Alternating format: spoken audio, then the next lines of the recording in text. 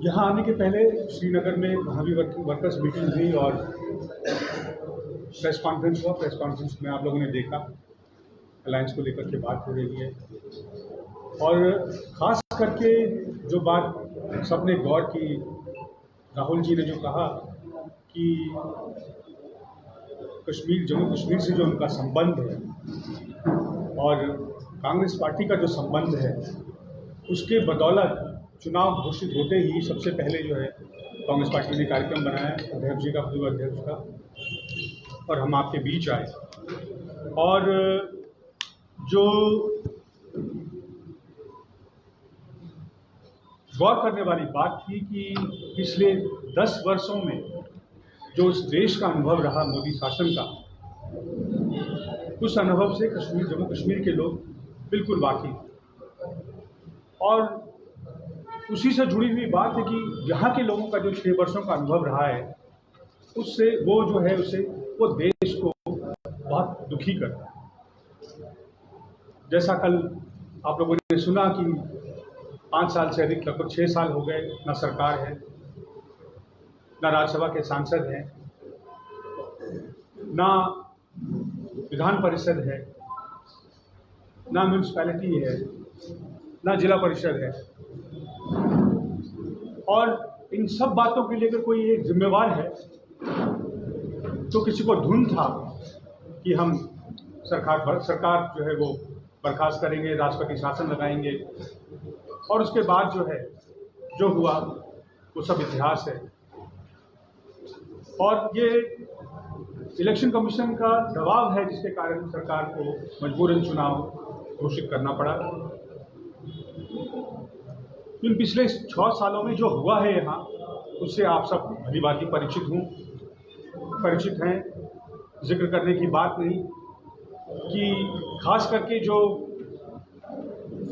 यहाँ के गवर्नर मलिक साहब ने अपना अनुभव बताया था, तो जिस करप्शन की बात आमतौर पर दवे जुबान में होती थी, सब कहते थे कि करप्शन हो रहा है, बड़े लेवल पे हो रहा है, उन्होंने पुष्टि की, एक स्टैंप लगाया कि एक व्यक्ति जो कि केंद्र की नुमाइंदगी कर रहा है और ये कहता है कि अगर गवर्नर एक कॉन्ट्रैक्ट पास कराएंगे तो उसका जो है बड़ा फायदा मिलेगा। उसके अलावा भी बहुत कुछ देखने को मिला। और जो चिंता करने वाली बात थी वो ये कि इन सबके बावजूद कोई कार्रवाई नहीं हुई, कोई जांच नहीं हुआ।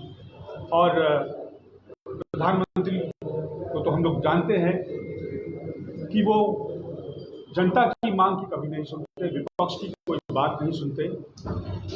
और आप सब भले भांति वाकिफ हैं, आपको याद होगा उनका वो बयान कि मेरा क्या है जी, मैं तो झोला उठाकर चल पड़ूंगा। तो इसके पीछे उनका एक कॉन्फिडेंस है, उनका कॉन्फिडेंस है कि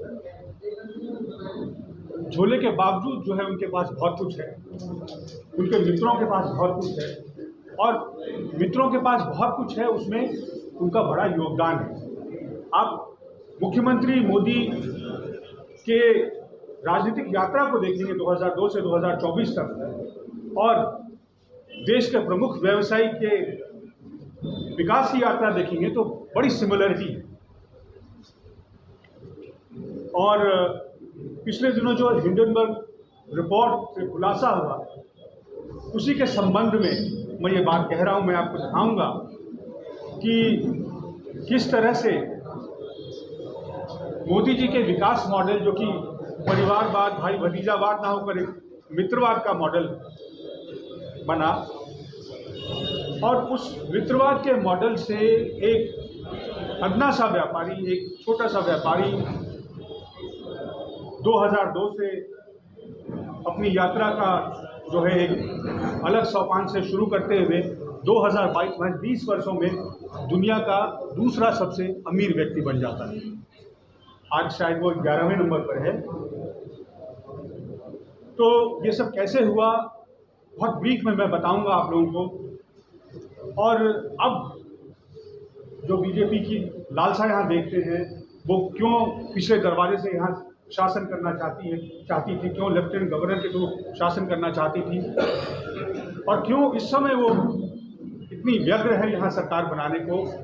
तो मुझे किसी ने कुछ खबरों के ऊपर ध्यान आकृष्ट किया कि यहाँ पे रियासी इलाके में पता लगा है कि कुछ लिथियम जो है वो अनर्थ हुआ है, जो कि बहुत ही वैल्यूएबल कमोडिटी है, खास करके इलेक्ट्रिक व्हीकल की बैटरीज बनाने में उसका काम होता है, वो यहाँ मिलता नहीं इंडिया में। और वो जो है कुदरतन यहीं जम्मू कश्मीर में मिला है, और उसमें जो है ये प्रधानमंत्री के मित्र बड़े इंटरेस्टेड हैं। तो शायद ये कारण है कि बीजेपी जो है, कुछ बातों का जिक्र करूंगा मैं। आप सब जानते हैं कि मोदी जी जब मुख्यमंत्री थे से प्रधानमंत्री तक रहते हुए एक जो संस्था है, न्यूज़ संस्था एनडीटीवी से उनको बड़ी आपत्ति थी। उनके पत्रकारों से वो कभी इंटरव्यू नहीं देते थे, कभी उनको बाइट नहीं देते थे। अगर बैठ भी जाए वो जहाज में तो उनका बड़ा ही फेमस वो है वाकया है कि सवाल पूछता रहा पत्रकार।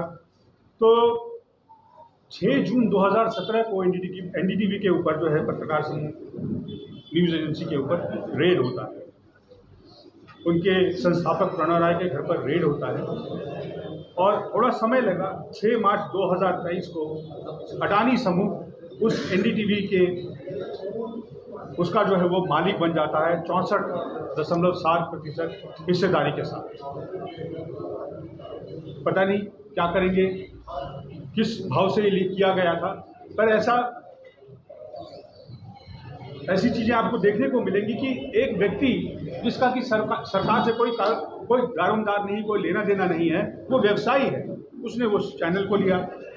इसी तरह 11 दिसंबर 2020 को सीबीआई की टीम एसीसी अंबुजा सीमेंट के दफ्तर पर छापेमारी करती है, और ठीक 2 साल के अंदर 16 दिसंबर 2022 को अडानी समूह अंबुजा सीमेंट के अधिग्रहण के साथ देश की दूसरी सबसे बड़ी कंपनी बन जाती है। इसी तरह तीसरे वाक्य के ऊपर गौर करेंगे तो 28 जुलाई 2020 को ईडी ने मुंबई एयरपोर्ट के जीवीके समूह के दफ्तरों पर छापेमारी की, और ठीक 1 साल के अंदर 14 जुलाई 2021 को अडानी एयरपोर्ट होल्डिंग्स के पास जीवीके एयरपोर्ट के 98% की हिस्सेदारी आ गई। इसी तरह चौथा वाकया है कि आयकर अधिकारियों ने नोएडा में एक क्विंट एक समाचार वेब बेस्ड एक पोर्टल होता था, और काफ़ी अपनी पत्रकारिता के लिए, खास करके वीडियो के लिए बड़ा प्रमुख था, बड़ा मशहूर था। उसके ऊपर 11 अक्टूबर 2018 को छापेमारी होती है। 5 सालों में 27 मार्च 2023 को अडानी साहब ने वो 48 करोड़ रुपए के इन्वेस्टमेंट के साथ क्विंटिलियन बिजनेस मीडिया की हिस्सेदारी ले ली और उसका मालिक बन गए।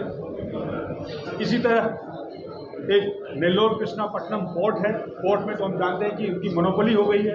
2018 में उस पोर्ट पर छापेमारी हुई। 2020 अक्टूबर में अडानी पोर्ट्स और SEZ ने उस पोर्ट को अधिग्रहण कर लिया। अल्ट्राटेक सीमेंट को, जो कि कुमार मंगलम बिरला ने, उनका जो इंडिया सीमेंट था, उसने उसका अधिग्रहण कर लिया, और यह अभी इसी महीने हुआ है 6 अगस्त को। कुमार मंगलम बिरला अल्ट्राटेक सीमेंट को लेना चाहते हैं, और उनसे ज़्यादा इसको अधिग्रहण करने की इच्छा अडानी साहब की थी, वो लोग पीछे रह गए। उसका परिणाम ये हुआ कि उस समूह आदित्य बिरला ग्रुप की जो कंपनी है हिंडाल्को, उसके ऊपर सीबीआई ने एक भ्रष्टाचार का मामला दर्ज कर दिया। यह पिछले दिनों हुआ है। तो मैं आपको बता रहा था कि इस देश के हुक्मरान जो सबका साथ सबके विकास की बात करते हैं, वास्तविकता में क्या हो रहा है? एक के बाद एक इस भूख में कि कहाँ किन किन जगह पर वो सरकार बना सके, कैसे वहाँ संसाधनों का दोहन हो सके, और ये कहना कि मैं भ्रष्टाचार क्यों करूँगा और किसके लिए करूँगा। तो हम सब जानते हैं कि भाजपा को चुनाव लड़ने के लिए बड़े पैमाने पर संसाधनों की आवश्यकता होती है, जिलों में बड़े आलीशान दफ्तरों के लिए संसाधनों की आवश्यकता हुई है। और एक रिपोर्ट के मुताबिक जो पिछला 2019 का चुनाव था उसमें लगभग 60,000 करोड़ रुपए खर्च हुए और वो ज्यादातर भाजपा के खजाने से खर्च हुए। इतना चुनाव में खर्च हो रहा, ये पैसे कहां से आ रहे हैं जनता अच्छी तरह जानती है, हम सब अच्छी तरह जानते हैं। और ये कुछ वानगी है कि ये पैसे कहां से आते हैं, ये संभावित स्रोत हैं जहां से कि पैसे आते हैं। यही नहीं, प्रधानमंत्री जी ने अपना पूरा खजाना जो है, जो आपकी गाढ़ी कमाई है, वो LIC हो, वो SBI की एम्प्लॉइज पेंशन फंड हो, वो सब अदानी एंटरप्राइज के लिए खोल दिया। उनको इस बात की चिंता नहीं कि जो 30 करोड़ पॉलिसी होल्डर्स हैं, हम सब ने पॉलिसी लेकर रखा है, अगर वो डूब गया, अगर अदानी एंटरप्राइज डूब गई, एक प्राइवेट कंपनी है, तो भारत सरकार क्या करेगी, कहाँ से पैसे लाएगी। मैं झारखंड से आता हूँ, वहाँ आप सब जानते हैं बहुचर्चित वहाँ एक कारखाना लगा बिजली उत्पादन के लिए, और उसकी विशेषता ये थी कि जो बिजली वहाँ सारा उत्पन्न होगा वो बांग्लादेश को बेचा जाएगा, सिर्फ और सिर्फ बांग्लादेश को बेचा जाएगा।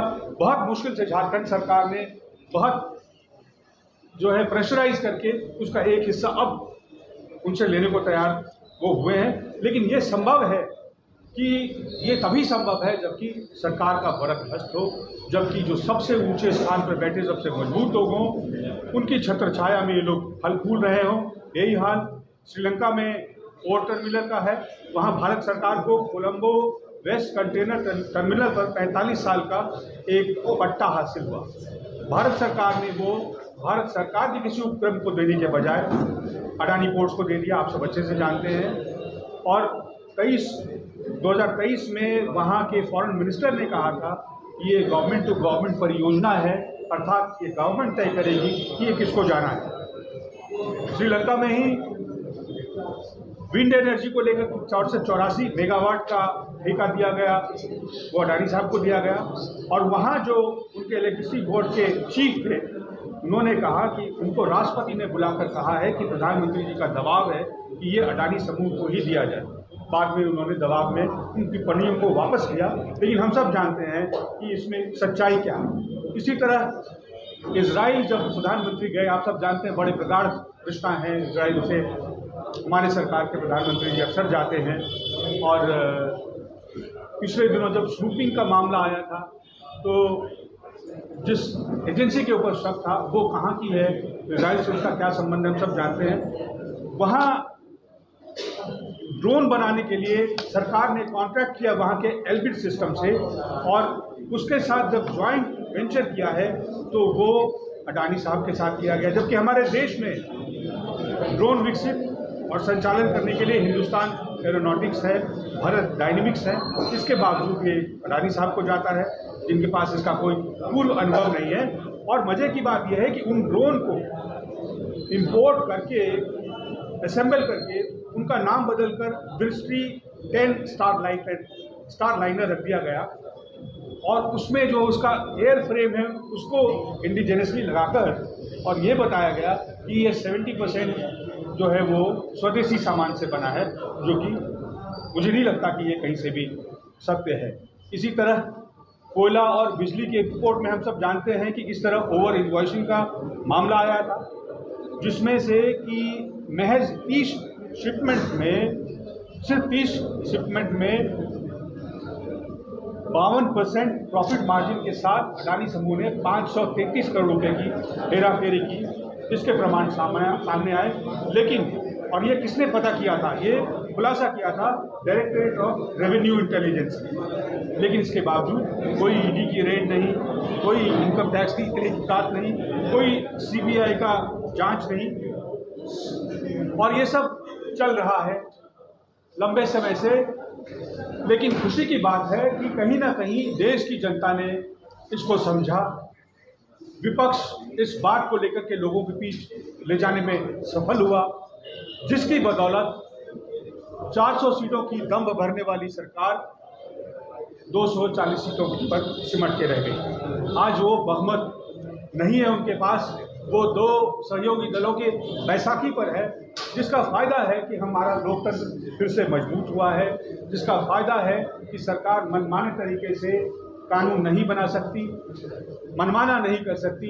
अगर विपक्ष कहता है कि किसी बिल को ज्वाइंट पार्लियामेंट्री कमेटी को भेजो तो भेजना पड़ता है। सरकार अगर चाहती है कि लेटरल एंट्री करके वो संघ के लोगों को प्रमुख पदों पर बिठाए तो सरकार को अपना फैसला बदलना पड़ता है। ये सब कारनामा करने में ये सिर्फ दो लोगों से संभव नहीं है, इसके लिए एक पूरी व्यवस्था चाहिए। ऐसे लोग चाहिए जो कि संवैधानिक पदों पर बैठे हों और जिन्होंने अपने आप बंद कर लिए हों, मजबूरन या प्रलोभन में, जिसका प्रमाण मिला हिंडनबर्ग रिपोर्ट में। एक जांच जो एजेंसी है विदेश की, जिसने पहले भी आरोप लगाया था, उस आरोप में ये कहा गया कि जो ये अडानी एंटरप्राइज है, जो कंपनी है, ये शायद अपने शेयर प्राइस को इन्फ्लेट कर लेती है राउंड ट्रिपिंग से, स्टॉक प्राइसेस को मैनेज करके, और इसकी जांच के लिए सुप्रीम कोर्ट ने कमेटी बनाई और सेबी से कहा कि आप इसकी जांच करवाएं। जांच में कुछ उनकी तरफ से सामने नहीं दिए जाने पर सुप्रीम कोर्ट के पास कोई रास्ता नहीं बचा था और उन्होंने इसको बंद कर दिया। उसके बाद पिछले महीने जांच की दूसरी खेप आई और उसमें यह पाया गया कि जो सेबी की चेयरपर्सन है उनकी भूमिका जो है वो ही संदिग्ध है। आप और हम सब जानते हैं कि विधायक अपने हलके में वो कहता है कि अधिकारी हमारे लगा दो, इंस्पेक्टर हमारे लगा दो। तो यहाँ जो सबसे अमीर लोग हैं, शायद उन्होंने कहा कि भाई सेबी का चेयरमैन हमारे लगा दो, क्योंकि उनके संबंध जो हैं वो इस बड़े समूह के जो मालिक हैं उनके भाई से पाए गए। और इसमें जो सबसे चिंता करने वाली बात है कि जिसके ऊपर दारोमदार है, जो बाढ़ है खेत का, वही खेत को खा रहा है। तो जो ये उछाल है मार्केट का, ये कितना रियल है और कितना आर्टिफिशियल है, ये शायद जांच के बाद ही पता लगेगा। आज हालत ये है कि स्थिति जस की तस बनी हुई है। लोगों ने कहा कि खुलासे का हमारे मार्केट पर कोई प्रभाव नहीं पड़ा, बुरा प्रभाव नहीं पड़ा। देश के उपराष्ट्रपति कहते हैं कि कांग्रेस पार्टी हमारे बाजारों को अस्थिर कर रही है, वो एक संवैधानिक पद पर बैठे। क्या उनसे ये अपेक्षा है कि वो एक व्यवसाय के सुरक्षा में बयान दें, उनके पक्ष में बयान दें? क्या उन्हें ये कहना चाहिए था? बहरहाल हम उनके ऊपर टिप्पणी नहीं करेंगे। सर, हम ये कहेंगे कि आपके माध्यम से जो ये बात, ये कांग्रेस पार्टी अपने लिए कोई गुहार नहीं लगा रही।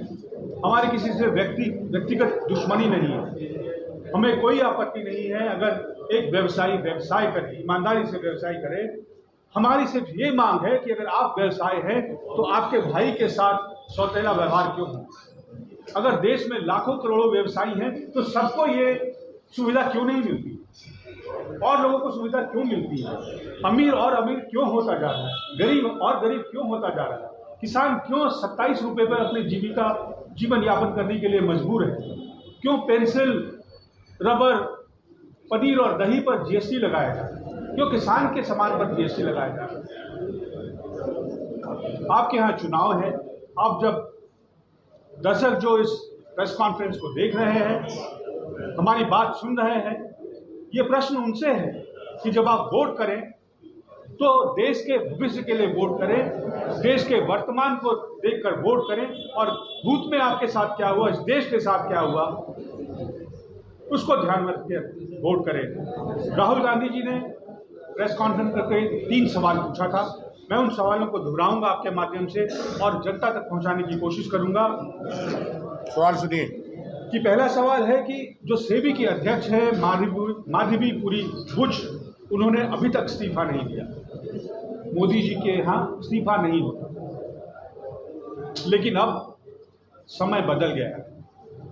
अब उनके पास बहुमत नहीं है। जनता का इतना दबाव बने, क्योंकि ये पैसा जो है,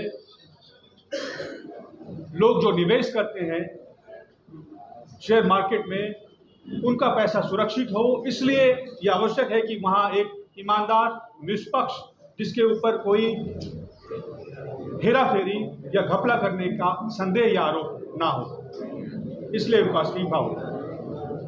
दूसरा सवाल है आपके माध्यम से सरकार से कि यदि शेयर मार्केट में गड़बड़ी होती है और आम लोगों का पैसा होता है, तो फिर इसके लिए जिम्मेवार कौन होगा? प्रधानमंत्री मोदी, सेबी के अध्यक्ष, या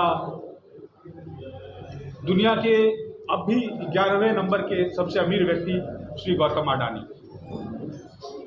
और तीसरा सवाल इसी से जुड़ा है कि अगर सरकार अपनी जिम्मेवारी नहीं निभाएगी, अगर जनता का पैसा जोखिम में है, तो क्या सुप्रीम कोर्ट को इस मामले का स्वतः संज्ञान लेना चाहिए? ये मैं आपके ऊपर छोड़ता हूं, आपके विवेक पर छोड़ता हूं, आपके दर्शकों के विवेक पर छोड़ता हूं, और उम्मीद करता हूं कि जनता इन मुद्दों का संज्ञान लेगी, इन वाक्यों का संज्ञान लेगी और इसके आधार पर न्याय करेगी। एक बात मैं कहूँगा, इसके बाद आपके सवाल। प्रणव झा जी बहुत एक्सपीरियंस्ड पत्रकार, किस तरीके से देश में क्रोनिक कैपिटलिज्म, और जो बात राहुल गांधी जी ने हाउस में पूछा था कि A1 A2, क्योंकि इनके नाम लेना दोबारा नहीं था, इन्होंने बताया कि किस तरह से आर्थिक स्थिति पे आम लोगों की कमाई का पैसा जो इन्वेस्टमेंट करते हैं, किस तरीके से उसको लूटा जा रहा है। ये जो देश के अंदर प्रक्रिया मोदी जी के राज में चल रही है, ये बहुत ही गंभीर विषय है, जो आम जन जिनके साथ इसका इंटरेस्ट जुड़ा है। एक बहुत ही कॉम्प्लिकेटेड सब्जेक्ट है, जिसको शायद आप लोग नहीं समझते, लेकिन किस तरीके से देश की संपत्ति, देश का धन चंद लोग या 1-2 लोगों के पीछे इस सरकार में चल रहा है, और किस तरीके से उसको सेबी के थ्रू छुपाया जाता है, सच्चाई बात नहीं आती। उस पर कांग्रेस पार्टी के ये गंभीर सवाल पूछे। इस पे आप अगर सवाल पहले करेंगे तो इस सब्जेक्ट में आमतौर पर मैंने इसीलिए रिक्वेस्ट की कि पहले इस पे हम चर्चा कंप्लीट कर रहे हैं, फिर आप सवाल पूछ सकते हैं। सुओ मोटो का सम्मान करके सुओ मोटो पे प्रश्न पहले ले लेंगे, बाद में आपके सवाल। इस पे कोई सब्जेक्ट आपका सवाल कि किस तरीके से जिस विषय पर हमने प्रश्न, जम्मू कश्मीर की राजनीति पे यहाँ असेंबली इलेक्शन भी है, जिसके डिलीवर है सवाल है। आप नेशनल कॉन्फ्रेंस के साथ लॉन्च करने जा रहे हैं और उनका मैनिफेस्टो है, उसमें सबसे पहले है धारा 370 लीगल और दूसरा है पाकिस्तान के साथ बातचीत। कांग्रेस का स्टैंड इस पर क्या है? क्या उनके इस मैनिफेस्टो को एंडोर्स करते हैं? अगर करते हैं तो क्या वापस करते हैं? मैं पूरे प्रश्न के दौरान में वेट करता रहा कि आप अडानी साहब का कहीं कोई जिक्र कर देंगे। हम चाहते हैं कि अडानी साहब का जो इन्होंने खुलासा किया है, इस पे जवाब जरूर देंगे, लेकिन जो सारे देश में एक सिलसिला चल रहा है, इसके बारे में चुनाव यहाँ पे है, पैसा कहाँ से आता है, और इसीलिए इसके लिंक ये है। हमने सुन लिया सर, ये एक नरेंद्र मोदी ने कहा था कि ऑटो भर कर पैसे राहुल गांधी को दिए जाते हैं, वो तो आप राहुल गांधी के ऊपर कह रहे हैं कि अडानी अंबानी के साथ संबंध है। वही तो अब वो समय है कि उस ऑटो का जांच हो कि वो ऑटो जो है कहाँ बन रहा है, कहाँ से पैसे वो लोड हो रहे हैं, और किसने देखा उसको लोड होते हुए, किसने देखा उसको जाते हुए, कहाँ से निकला वो और कहाँ गया। इन सवालों की जांच होनी चाहिए, और ये मजाक नहीं है, क्योंकि ये प्रधानमंत्री ने कहा और वो तथाकथित नहीं है। उन्होंने भाषण में कहा, लाखों लोगों के बीच कहा कि ऑटो में भर भर के पैसे जा रहे हैं। प्रधानमंत्री ने यह आरोप लगाया। प्रधानमंत्री के अंदर जो है देश की सबसे बड़ी जांच की संस्था है। प्रधानमंत्री के अंदर इस देश के तमाम कानूनी संस्थान हैं, तमाम अधिकारी हैं। कानून इस देश में काम करता है तो वो विरोधी पक्ष के लिए करता है, बाकी सब मोदी जी का परिवार है। क्या ये सच नहीं है क्या जो उन्होंने कहा? मैंने जवाब दिया इस बात। आपने सवाल रेलेवेंट पूछा। इस 100 करोड़ का सीजन हमने देखा हुआ है। अपने आप में ये रिकॉर्ड था, 5 सीटों पर 100 करोड़ 20 करोड़ पर सीट का लेवल लगा है। आपको लग रहा है कि लोकसभा चुनाव 90 सीटें और जम्मू कश्मीर में अदानी ग्रुप जिस तरह से आप एलिगेशन लगा रहे हैं, कुछ इन्वेस्टमेंट वो भी करने वाले हैं? मैंने इस बार लोकसभा में भी गौर किया कि जिस तरह से इलेक्शन कमीशन ने कैश और वैल्यूएबल गुड्स और घूस जिस तरह से सीज किया, उसका वॉल्यूम जो है वो अजीब है। मतलब हम कांग्रेस पार्टी ने इतने सालों इस देश की सेवा की और एक खास कुछ राज्य थे जहां तेलंगाना के बारे में कहते हैं कि वहां सुना जाता था कि बहुत महंगा चुनाव होता है। अमूमन 2014 के बाद से जब से भाजपा आई है तो चुनाव का खर्च जो क्या नॉर्थ ईस्ट की बात करेंगे, क्या असम की बात करेंगे, क्या गुजरात की बात करेंगे। हम सब जानते हैं कि किस तरह से जब विधायकों को तोड़ा गया वहाँ तो किस कीमत पर तोड़ा गया और किस पैसे की बात हुई। जिस तरह से कर्नाटक में सरकार तोड़ा गया, तो ये पैसा जो है वो किसके पास है, कि कौन है शासन में, कौन हुकूमत कर रहा है, कौन ठेके दे रहा है, कौन खर्च कर रहा है, कमीशन किसके पास है। यहाँ तो 6 साल से सरकार ही नहीं, लोगों की कमाई नहीं, जो भी खर्च हुआ वो पिछले 6 सालों में लोगों ने अपने घर से किया, तो ये पैसे कहाँ से आए। तो इसमें आपके निगरानी की ज़रूरत है। यहाँ जो ऑफिसर्स होंगे, इलेक्शन कमीशन होगा, उनके ऊपर ये दारोमदार है कि चुनाव का लेवल प्लेइंग फील्ड वो डिस्टर्ब ना हो। जम्मू कश्मीर वाले सवाल के जवाब देते हैं मैं तो भाई साहब मैं इनकी इजाजत से, देखिए बात यह है कि जब बीजेपी और पीडीपी का गठबंधन हुआ था तो पीडीपी का एजेंडा क्या था और फिर एजेंडा ऑफ अलायंस में क्या था। इसलिए ये सीट शेयरिंग में हर पार्टी का अपना एक मंशूर हो सकता है। कांग्रेस पार्टी के मैनिफेस्टो का इंतजार करिए। हमारा जो सिद्धांत है, हमारे जो असूल है, ये सीट शेयरिंग है। अपने अपने बल पे पार्टियों का अपना एक एजेंडा है, लेकिन वो अभी कॉमन मिनिमम एजेंडा नहीं है। इसलिए उस पर उनसे सवालात करिए। और कोई सवाल?